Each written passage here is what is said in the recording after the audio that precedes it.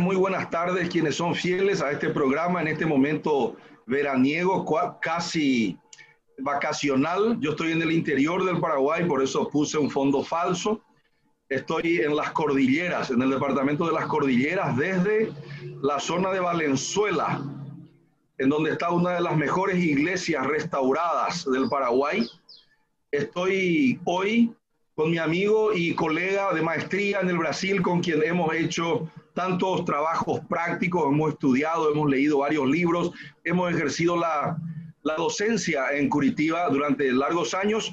Luis Alexandre Carta-Winter, él es uno de los más prestigiosos abogados de Curitiba y del Paraná en general y de Curitiba en particular, especialista en relaciones internacionales, profesor de varias universidades, entre ellos de la Universidad Federal, de la UFPR, del Estado de Paraná, además de la Católica, en donde hemos realizado varios eventos, seminarios, varios paneles. Y hoy lo quiero saludar preguntándole en primer lugar, diciéndole buenas tardes, y después que él me salude, obviamente, él está vestido de abogado, está de corbata, estoy de pusher, compitiendo con mi hermano Luis Alexandre.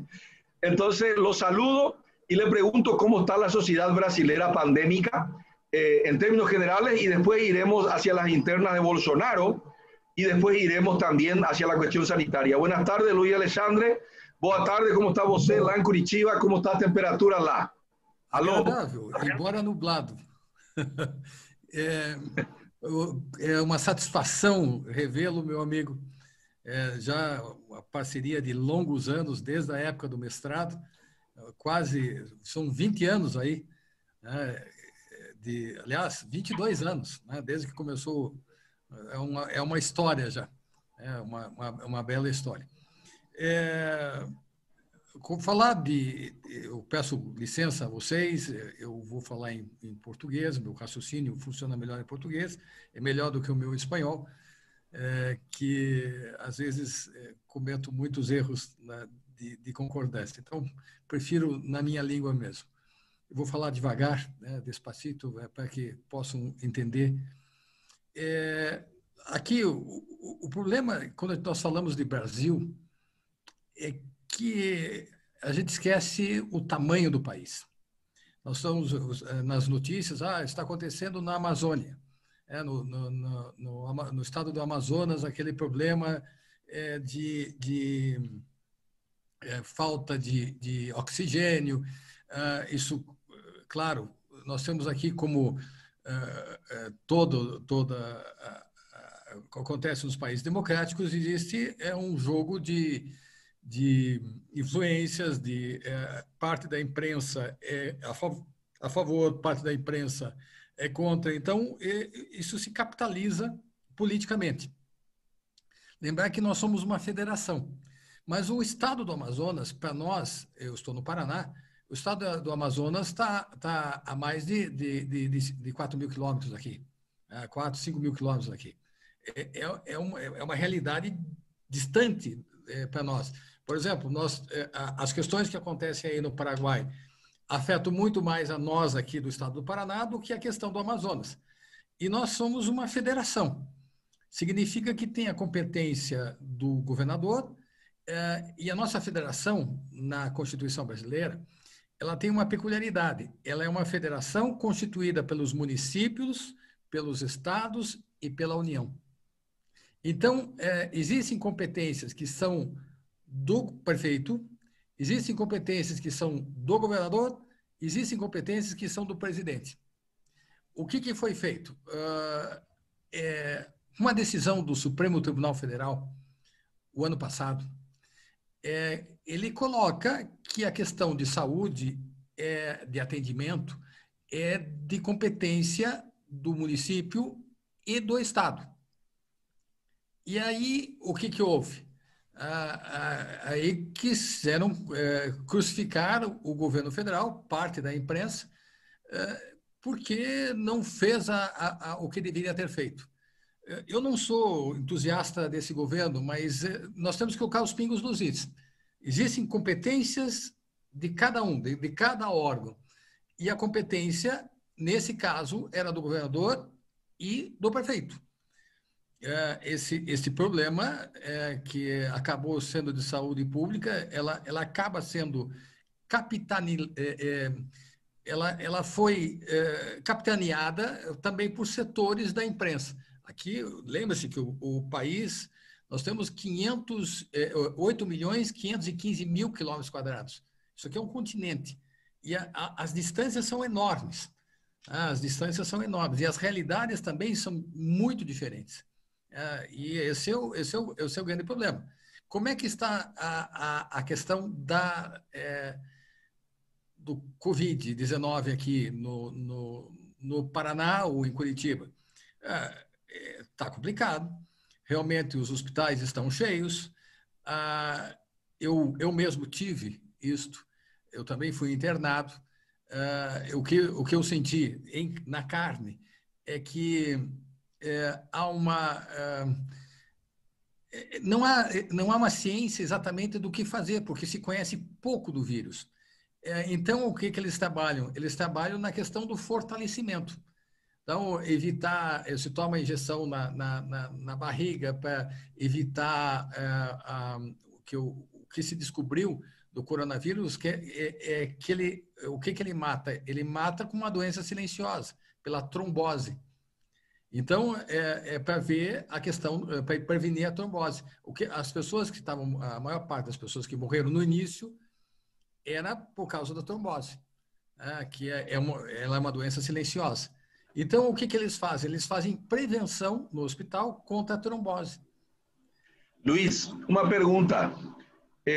Indo um pouco da questão sanitária à questão de políticas públicas e de lideranças a partir dos problemas sanitários. O João Dória está decolando ou não? Com esta questão onde ele se auto-assigna. Ele é um marqueteiro. Ele é marqueteiro.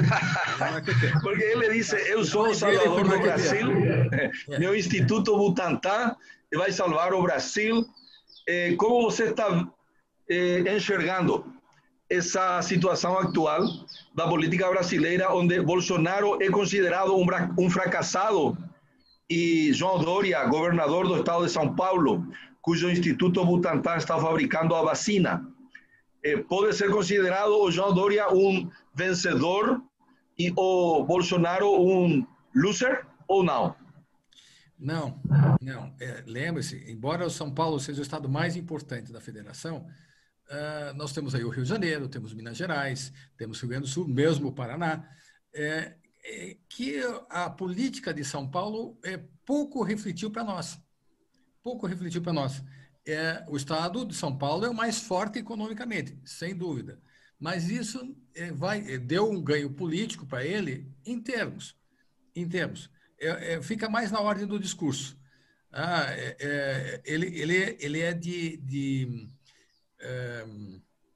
o pai dele foi um grande marqueteiro. O Dia dos Namorados aqui no Brasil, Dia dos Pais, Dia das Mães, é tudo invenção do pai do João Dória, que era um grande marqueteiro. E ele continua nessa questão do marketing. Ele é muito bom nisso. Se o ganho político, o problema é o seguinte: faltam 2 anos para as eleições. Em 2 anos, muita coisa acontece. Eu esqueci de dizer, quando eu falei do Amazonas, o artigo 196 da Constituição brasileira diz que a questão da saúde pública é uma questão de Estado.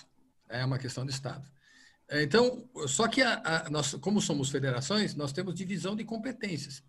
O que o João Dória está fazendo? A mesma política que o governador do Amazonas ou o prefeito de Manaus devia ter feito.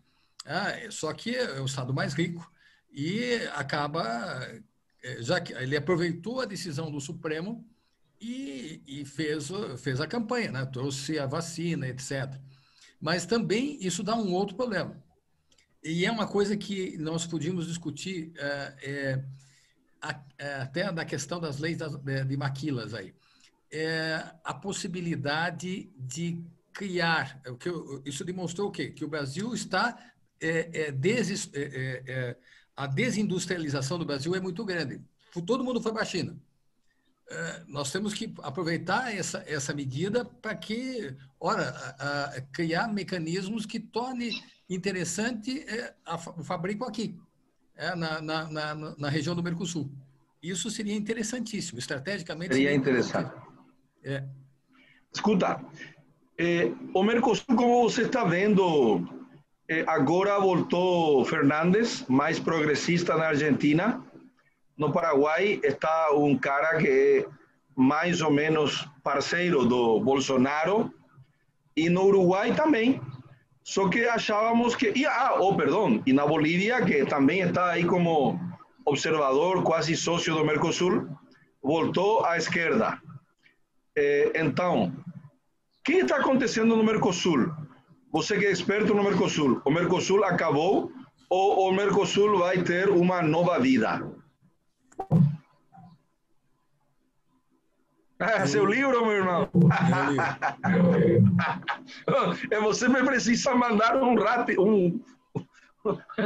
livro. Autografiado. Sem dúvida. Bom, dá algumas dicas. O que está acontecendo no Mercosul? É que nós esquecemos que existem duas coisas diferentes. Uma é política de Estado. E outra é política de governo. Então, o que nós estamos aí? Nós temos como política de governo, inicialmente, o governo Bolsonaro, ele queria acabar com o Mercosul, não, vamos fazer um acordo direto com os Estados Unidos. Mas aí ele foi sendo mostrado, o problema do governo Bolsonaro, ele foi eleito sem um programa de governo. Ele foi eleito sem um programa de governo, não tinha um programa de governo. Só que, e aqui nós temos que entender uma coisa do Brasil. No governo Temer, nós mudamos a matriz econômica.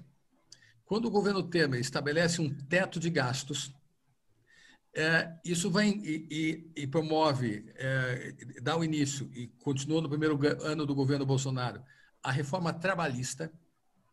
Isso vai dar um efeito muito diferente, mas a médio prazo. Nós temos que entender isto. Para poder falar de Mercosul, poder falar de alguma coisa, nós temos que entender que, no Brasil, a médio prazo, a figura do Estado tende, economicamente, a diminuir de importância. Nós estamos adotando uma política neoliberal em que como é que funcionava aqui? Vamos fazer um apanhado rápido, se eu tenho tempo aqui, só bem rapidinho. Como é que funcionava aqui no Brasil? Nós não compensava muito você abrir uma indústria. O custo trabalhista aqui no Brasil era muito alto. Cada empregado custava 102% para o patrão. Então, era muito caro, era muito caro. Em compensação, o que acontecia? Você deixava o dinheiro parado na caderneta de poupança ou outros rendimentos e ela rendia mais os juros. O governo pagava os juros para você. Então, dava 0,5% ao mês, deixar o dinheiro parado. O governo usava. Só que agora não é mais assim. Não funciona mais assim. O rendimento nosso, com a inflação baixa, o rendimento é muito pequenininho. Então, passa a ser interessante você tirar esse dinheiro aplicado e montar indústria. Essa é a grande questão. O problema é a mentalidade. Faltou combinar com o resto do pessoal. O resto do pessoal ainda não entendeu. Ele fica esperando coisa que o governo não tem mais dinheiro. O nosso sistema, o governo está quebrado. Então, esse é o grande problema. Faltou um marketing bom e continuam sendo as mesmas pessoas. Esse efeito vai ser daqui 10, 20 anos, que vai realmente fazer essa mudança. É como a mentalidade americana, né? Qual que é a função do Estado? A função do Estado é garantir que exista a livre concorrência. O Estado vai intervir aí. Então, o que ele garante? As ações têm que dar lucro, né? Então, tem que investir, mas o lucro vai ser advindo, os dividendos vão ser advindos das ações. Então, você está construindo. Aqui no Brasil, o raciocínio era o contrário. Aqui no Brasil, você deixava o dinheiro parado e o governo usava o teu dinheiro para fazer as coisas. Então, é um governo todo-poderoso, fruto da mentalidade sul-americana. É uma tradição sul-americana. Então, é um governo centralizado e decide tudo. Mas isso mudou em 2018. E o governo Bolsonaro, ele ganha as eleições por causa foi uma questão circunstancial, mas há uma dicotomia, há um cansaço de 16 anos de governo de esquerda e queria ser um governo que não fosse de esquerda. Só que eles não esperavam ganhar as eleições. E o resultado é o seguinte, é um governo que tem algumas ideias, mas não tem nada montado. Resultado. Qual é o resultado? O resultado quando Bolsonaro entra, ele critica violentamente o Mercosul. Ele critica violentamente o Mercosul. O ministro Traub retira-se da parte do setor educacional do Mercosul, um erro estratégico enorme. Mas acontece que o Mercosul é muito mais do que um simples bloco. O Mercosul tem história. Este ano ele faz 30 anos. Ele tem uma história riquíssima. Os grupos de trabalho, os subgrupos, a produção deles é invejável. Ela é invejável. E aí foi sendo mostrado para o Bolsonaro. E ele muda, porque o que acontece? Quando você não tem um projeto de governo, você faz o quê? Você adota uma política empírica. É uma política empírica. Então, ele vai se adaptar às circunstâncias. De crítico do Mercosul, ele passa a ser um defensor do Mercosul, embora no caráter econômico. Então, o acordo com a União Europeia, ele passa a vender isso aqui no Brasil como se fosse uma conquista dele. Ele passa a vender isso uma conquista dele. E a Argentina, por sua vez, o presidente Alberto Fernandes, ele faz um jogo curioso.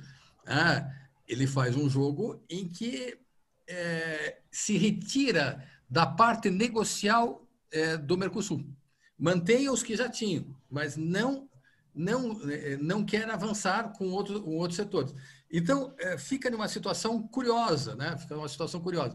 Por quê? Como eu disse para vocês, o governo Bolsonaro, ele é empírico. Ele confunde a posição de chefe de Estado e chefe de governo com a posição pessoal.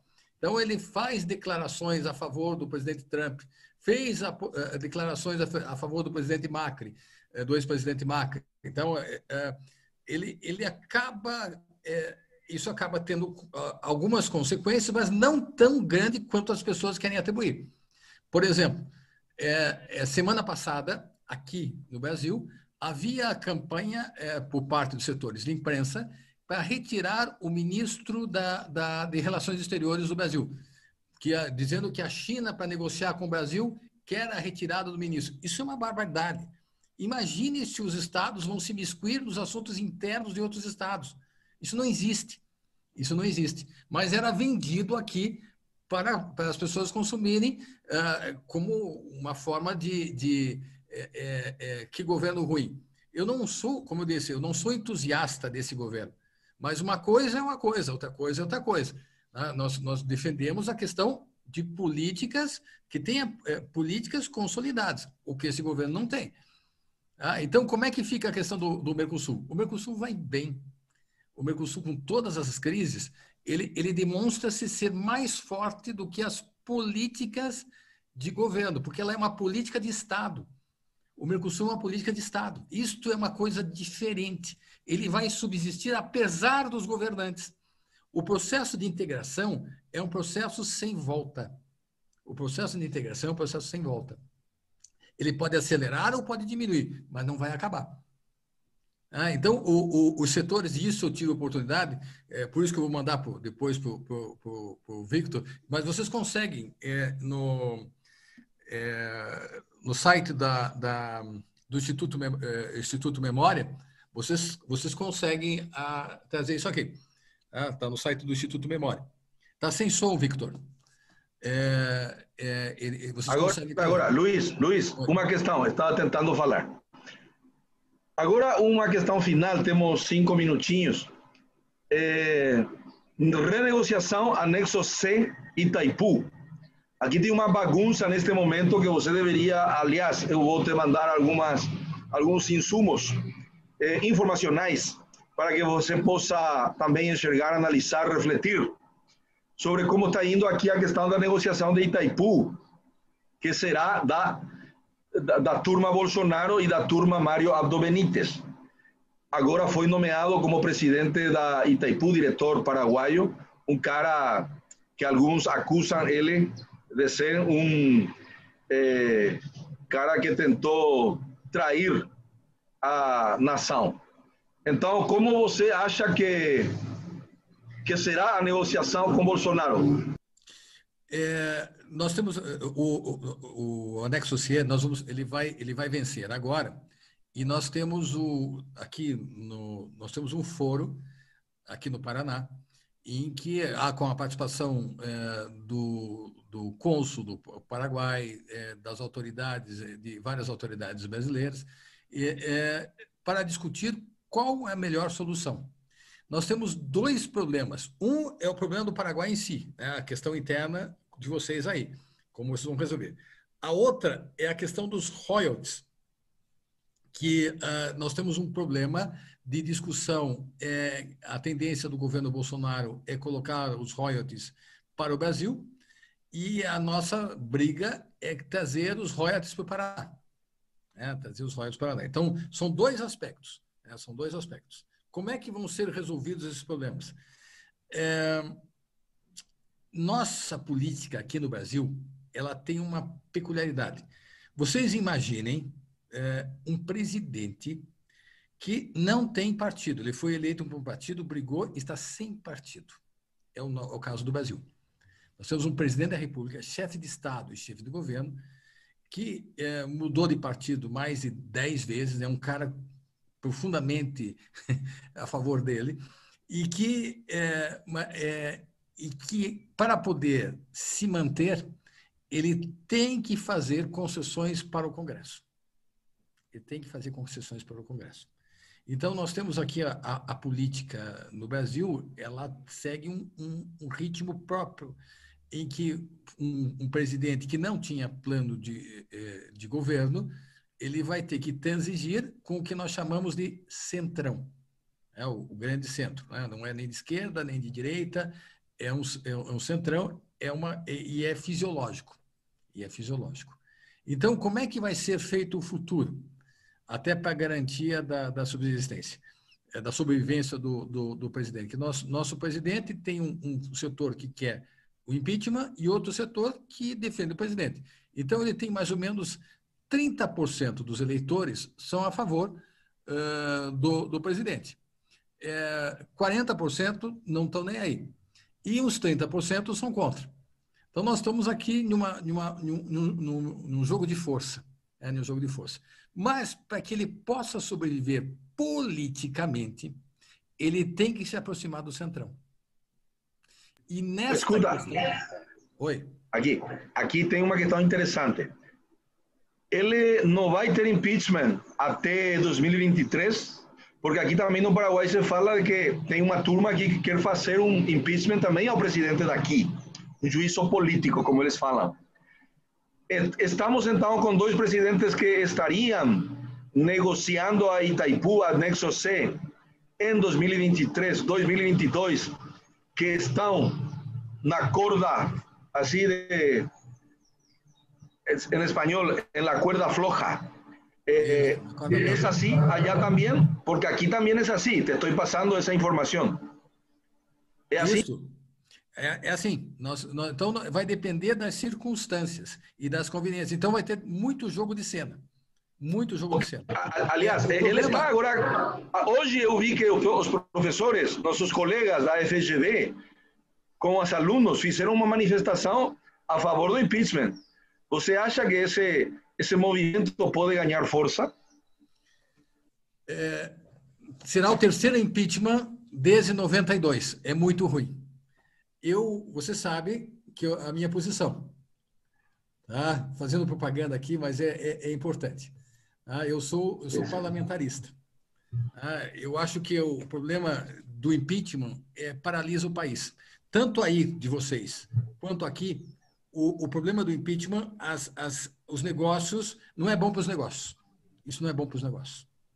Então, nós temos que ter alternativas, começar a discutir, amadurecer alternativas. E uma é esta. E uma é um fortalecimento do parlamentarismo. Isto. Porque daí tem o voto de desconfiança. Cai o governo, convoca-se novas eleições. Não tem o processo traumático do impeachment. E é chegada a hora de nós discutirmos as relações de poder, seja Brasil, seja Paraguai, seja Argentina, seja Uruguai. Esse presidencialismo caudilesco, como é o nosso, está na hora de nós começar a discutir. Começarmos a discutir. Isso eu acho que é a grande mensagem. Luiz, eu vou ter que cortar. Te mando um abraço assim, pandêmico. E assim que eu possa viajar, eu pego meu carro, pego a BR-277 e estamos lá almoçando, comendo um churrasco e uma boa cerveja. Um abraço. Um forte abraço, meu amigo. Um abraço. Até mais.